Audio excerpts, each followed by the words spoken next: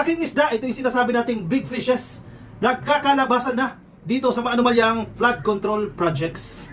Ganyan dapat. O sige, diyan muna tayo sa Senado. Bagamat hindi ako sang-ayon sa investigasyon ng Senado, no? Pero kahit paano may mga nabubulgar din sa investigasyon ng Senate Blue Ribbon Committee. Dito muna tayo kay Diskaya. Itong si Diskaya, isa yan sa pinakamalaking kontraktor sa mga flood control projects. At alam mo, umamin siya.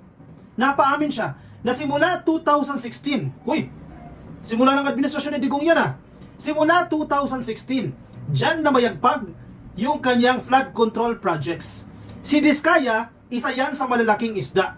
Bukod yan sa matataas na opisyal ng gobyerno, bukod yan sa mga senador, bukod yan sa mga congressman, bukod yan sa mga mayor, bukod yan sa mga governor, na kagaya nila pare-parehong malalaking isda yan. Yung mga district engineers dyan, yan lang ang natuturo dyan. Sila lang kumbaga hindi naman napagbibintangan, kumbaga sa kanila na ibabato lahat ng sisi niyan kasi sila yung mga signatory dyan Pero may mga naggalamay yan na kumokontrol sa mga yan. Hindi lahat paglilinaw kasi unfair din naman, kawawa rin naman yung mga pamilya ng mga matitino na mga district engineers. Marami pa rin naman pong matitino dyan, hindi mo pwedeng lahatin yan. Tulad ng sinasabi natin, sa isang sakong kamatis, meron dyan mga bulok. Yung iba nahahawa na, pero marami pa rin po ang matitino. Kasi baka ang tingin natin sa buong gobyerno talamak na sa korupsyon, hindi pa rin. Itong paglabas ng mga uri ng korupsyon na ito, ng administrasyon ng PBBM, ibig sabihin lang yan, seryoso po itong gobyerno na pigilan o itigil masawata itong mga pagnanakaw sa flood control budget. Tingnan ninyo. Mga binoto ninyo. Mga mayor, governor, congressman, nagpapakasasan na. Unti-unti nang napapangalanan. Diyan na sa nabotas Diba si Toby Chanco, kung makasalita si Toby Chanco, ikala mo napakalinis. Nagtanong tayo sa ating post kumusta ang flood control projects dyan sa nabotas? Hindi ba kayo binabaha dyan? Kasi kung magsalita si Toby Chanco, ikala mo perfect. Yung kanyang mga flood control projects, mga netizens mismo nagsasabi, binabaha pa rin sila. Anyway, sige. Mahabang usapin yan, dito muna tayo kay Diskaya. Isa sa malaking isda ito. Tinanong siya, kailan nagsimula yan? Sige, pakinggan natin ito. Kasi matagal na rin silang kontraktor. Parang ang sabi niya, 23 years na siyang kontraktor. At meron dito sa mga projects sa LGU. Pero noong 2016, dyan daw po nagsimula yung kanyang mga flood control projects na very problematic. Sige. Bandang dulo yun Si Bato pa si Bato yung nagtatanong Time in 2012, nag-start kami with DPWH. Can you be definite with your answer? Parang 2012 please, because you're under oath, please Yes po. make sure of your answers. Sometime in 2012, we started with DPWH. We started with joining biddings. Pero prior to that, we were with local government. Okay. Yung mga flood control projects, kailan kayo nag-engage sa flood control projects sa DPWH? Siguro mga 2016 Oy! onwards. Please make sure of your answer. Yes po, 2016 onwards po. 2016 onwards? Yes po. Oy, bakit yun na nag-follow up si Bato doon? Ay, Bato, bakit natigilan si Bato doon? Hindi na nag-follow up question. Baka hindi na natin na-capture. Kayo naman 2016, nagsimula siyang magkaroon ng mga projects dyan sa DPWH. 2016, sino ang presidente? Si Digong. Sino ang sekretary ng DPWH? Si Mark Villar. Yan yung pinupunto natin dyan. Yan yung mga malalaking isda. Yung mga district engineer, yun ang sinisisi nyo lagi. Hindi ko sinasabing huwag sisihin ng district engineer dahil may mga corrupt din talaga dyan. Pero, huwag natin kakalimutan yung malalaking tao na nag-i-enable sa mga ganitong kalakaran. Biruin mo, 2016, namamayagpag nagsimulang mamayagpag sa flood control project yung si Diskaya. 17, 18, 19, 20, 21, 22, 23, 24. Ngayong 2025 lang, napuno ng presidente, hindi pwedeng manatili yung ganyang kalakaran. Ibig sabihin, sa buong termino ni Digong na 6 na taon, na mayagpag yang si Diskaya.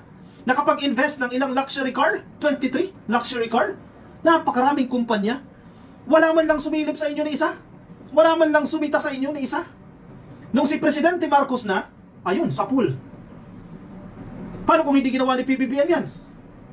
Di na mayagpag pa yung si Diskaya at ilan pang mga magnanakaw na kontraktor. Diba? Yan ang dapat habulin. Ito pa.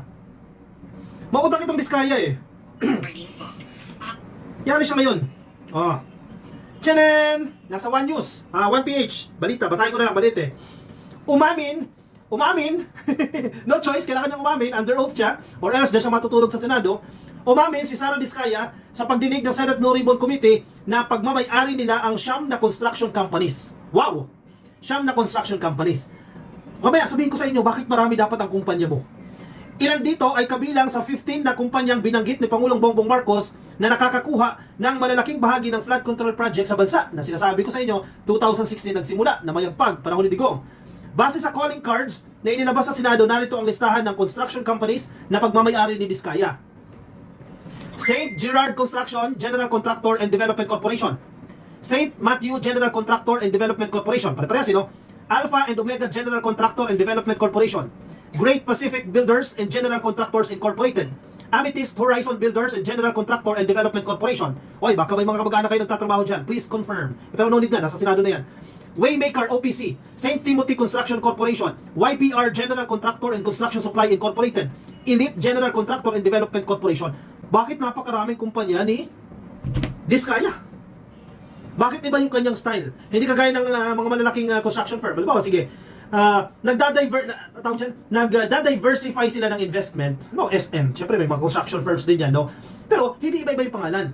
Pag nag-business diversification ka, o sige, mayroon ka sa industry ng construction, mayroon ka sa industry ng tourism, mayroon ka ng industry sa software or AI development, iba-iba. Pero si Diskaya, isa lang ang industry niya, construction. Iba-iba. Lecheng pangalan yan. Iba-ibang pangalan. Alam mo kung bakit? Sa bidding, para may kalaban. O sige, mag-bid out sila. Okay. Nag-post sa PhilJeps, gobyerno, no? O nag-post, kailangan ng flood control. Nakapagtataka rin eh, 50 million, pare-parehas eh. Alam mo talagang focus eh. Nag-post. O mag-bid sino ba pagbibidin natin dyan? O sige, si ano muna, St. Timothy. O sige, St. Timothy, mag-bid ka dyan. O ganito yung bid mo, 50 million. O si St. Gerard, nag-bid din. O 48 million ka dyan. O sige, tatluhin na natin. Lahat-lahat na yun, o. Si Alpha and Omega, sige, mag-bid ka na din, gawin mo 47. Kung sino pinakamura, usually, not at all cases naman yan, usually, kung sino pinakamura, siya yung nananalo. Hindi nanalo si Alpha and Omega. Talo si St. Timothy, luhaan si St. Timothy, luhaan din si St. Gerard. Nanalo si Alpha and Omega. Dumaan sa tamang proseso. Lalabas yan eh. Dumaan sa tamang proseso, nag-bidding. Ang problema, si Diskaya din ang nanalo. Si Diskaya din. Kumpanya niya pa rin yan eh. Di ba? Walang pinagbago. Kaya iba ng pangalan. Alam mo, kung maganda talaga yung business model niya, expand lang yan. Kung talagang honest to goodness, no? Expand ka lang ng kumpanya mo. Pwede naman yan eh. Ano, SM, o sige. SM, o sige, expand ko lang ng SM. Hindi yung iba-iba ka ng pangalan. Ito, alam mo ang purpose, bakit nag-iiba-iba ng pangalan. Masuspindi man yung isa, don't worry, may 8 pa. Masuspindi yung 2, don't worry, meron pang 6. Madiskarte. Tama ba yung ginawa ni Diskaya? Technically, tama pa rin. Pero ethically, morally, sinasamantala niya ang gobyerno dyan. Hoy! May mga kasabot pang congressman, may mga kasabot pang senador, naloko na. Ang masaklap, lahat isisisi sa district engineer. Naku po, ano nangyari sa inyo? Pinagkapirahan lang tayo dyan. Oh, ito pa, maraming baon. Si Bongo, na-link na rin. Oh, Rappler talaga, Rappler, gigil na gigil sa mga Duterte, no? Oh, nasa balita ng Rappler. Firm owned by Bongo Skin once worked with Diskaya's for Davao projects. Sa Tagalog, yung kamag-anak daw ni Bongo, naging kapartner o katrabaho itong Diskaya, mga Diskaya, sa isa pong project dyan sa Davao. Huy, ano na naman to? Iba talaga ang Diskaya no? Buong Pilipinas may project CLTG Builders owned by Gos Father entered into a partnership with Diskaya-owned St. Gerard Construction and bagged 5 infrastructure projects in Davao Region amounting to over 816 million pesos in 2017. Wow! 2017, again, recap, sinong presidente? Si Tatay Digong. Sinong DPWH Secretary? Si Mark Villar, na hanggang ngayon, tahimik lang. 816 billion pesos. Wala pang, unti na lang, maging 1 billion na. Ang nakuha nilang project, nagsosyo Partner nagsosyo itong dalawa na to Aba, matindi. Hoy, DDS ka pa rin? Basahin ninyo na sa Rappler. Sa laki ng pondong pinag-uusapan dito, hindi sapat ang audit. o reporting sa mga ginagawang flood control projects. Hindi sapat ang explanation lang mula sa mga contractor o DPWH. Dapat pong mayroong managot dito at dapat po maging accountable po sila. Yan po ang sinasabi ng lawmaker na kalyado ng mga Duterte ha, sa isa pong session dyan po sa Senado. Diba? Bakit nagkaganon? Namayagpag noong panahon ni Digong at ang masaklap, wala man lang sumita. Natapos na lang ang term ni Digong, walang sumita. Ngayon, harapin nyo si PBBM ngayon, seryoso. Nasa finalization na po ang pagbuo ng isang komisyon na didinig, mag-iimbestiga dito sa mga maanumalyang flood control projects. Final stages na yan, ka-coffee. At kung si General Torre ang ilalagay dyan, naku po, humanda kayo. Hindi kayo sisinuhin yan. Si Digong nga na dating presidente, hindi sinino eh. Si Kibuloy nga na trillionaire, hindi sinino. Hintay lang kayo. Fina-finalize na po itong komisyon na tititig, mag-iimbestiga, lilikom ng mga ebidensya dito sa flood control projects na yan. Managot ang dapat managot. Dahil tingnan mo, sa Quezon City, sino mga taga Quezon City dyan? Counting ulan lang, baha. Anyari dyan? Nakapagtataka. Tinatawanan na lang kayo ngayon ng Marikina. Marikina noon, counting ulan. Baha.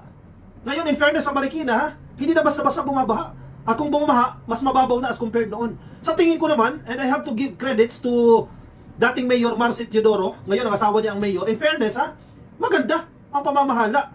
May corruption man, di mo naman mawawala yung corruption eh. Meron at meron din dyan eh. May mga kumikita dyan.